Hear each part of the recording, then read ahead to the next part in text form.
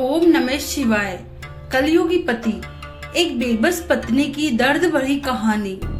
एक कहानी एक ऐसी महिला की है जो प्यार और विश्वास के साथ शादी के बंधन में बंधी थी, लेकिन धीरे धीरे उसे एहसास हुआ कि उसका पति कलयुग का एक क्रूर रूप है। उसकी मासूमियत, त्याग और सहनशीलता की परीक्षा हर दिन होती रही, लेकिन उसने अपने रिश्ते को बचाने की हर संभव कोशिश की। रीमा एक मध्यवर्गीय परिवार की सीधी सादी लड़की थी। उसके माता पिता ने बड़े प्यार से उसका पालन पोषण किया था। पढ़ाई में होशियार और स्वभाव से सरल रीमा का सपना था कि उसकी शादी एक अच्छे इंसान से हो जो उसे प्यार और सम्मान दे। जब उसकी शादी विशाल से तय हुई तो पूरा परिवार खुश था। विशाल एक सरकारी नौकरी में कार्यरत था, देखने में सुंदर और प्रभावशाली व्यक्तित्व का था।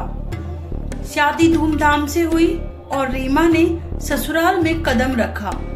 ससुराल का माहौल थोड़ा कठोर था, लेकिन उसने सोचा कि समय के साथ सब ठीक हो जाएगा।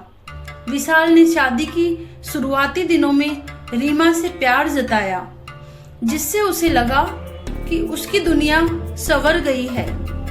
लेकिन यह खुशी ज्यादा दिनों तक नहीं टिकी। शादी के कुछ महीनों बाद ही विशाल का असली चेहरा सामने आने लगा। वह बहुत गुस्सैल था और छोटी छोटी बातों पर रीमा को डांटने लगा। धीरे धीरे यह डांट गालियों में बदल गई और फिर मारपीट तक पहुंच गई। रीमा को यकीन नहीं हो रहा था कि जिस इंसान को वह इतना प्यार करती थी, वही उसके साथ इतनी बेरहमी से पेश आ सकता है। वह अपने माता पिता से कुछ नहीं कह पाई, क्योंकि वह नहीं चाहती थी कि वे दुखी हो। उसने सोचा कि शायद समय के साथ विशाल बदल जाएगा, लेकिन विशाल का व्यवहार दिन ब दिन बिगड़ता गया। वह अक्सर देर रात घर लौटता, शराब के नशे में धुत रहता और रीमा पर बेवजह गुस्सा निकालता। रीमा चुपचाप सब कुछ सहती रही, क्योंकि उसे अपने रिश्ते की इज्जत बनाए रखनी थी। कुछ समय बाद रीमा माँ बनी।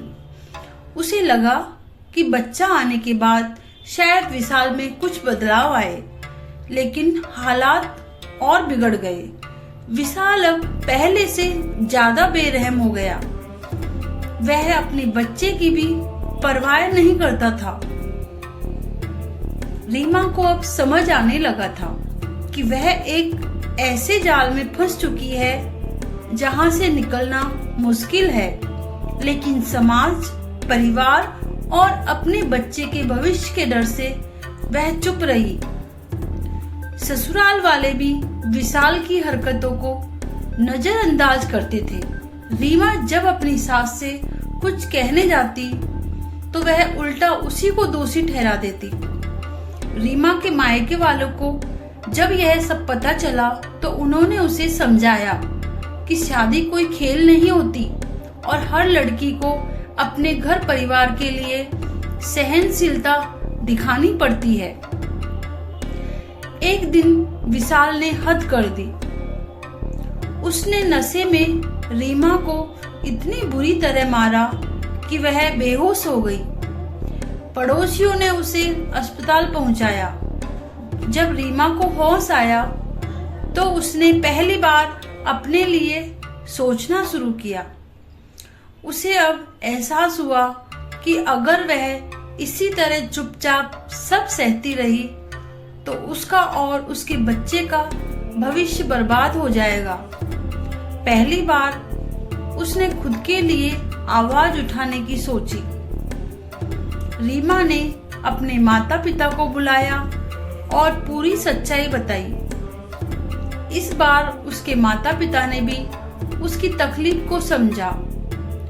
उन्होंने रीमा को समझाया कि एक महिला को अपने आत्मसम्मान के लिए लड़ना चाहिए। रीमा ने फैसला किया कि अब वह विशाल के अत्याचार नहीं सहेगी।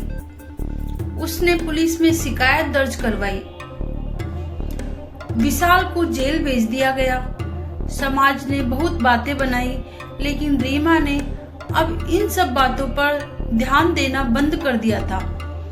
उसने अपने बच्चे के लिए नई जिंदगी शुरू करने का फैसला किया। उसने खुद नौकरी ढूंढी और आत्मनिर्भर बनने का प्रयास किया। धीरे धीरे उसकी जिंदगी बेहतर होने लगी। रीमा की कहानी उन तमाम महिलाओं के लिए एक प्रेरणा है जो अपने रिश्तों में पीड़ा सह रही है, लेकिन कुछ करने से डरती है। उसने साबित कर दिया कि अगर एक महिला ठान ले तो वह अपनी जिंदगी को फिर से संवार सकती है। रीमा आज अपने बच्चे के साथ खुशहाल जीवन जी रही है। आत्मनिर्भर बनकर समाज में अपनी एक नई पहचान बना चुकी है। उसने अपने अतीत को पीछे छोड़ दिया और साबित कर दिया कि किसी भी तरह के शोषण के खिलाफ आवाज उठाना जरूरी है। यह कहानी हमें यह सिखाती है कि आत्मसम्मान से बढ़कर कुछ नहीं होता।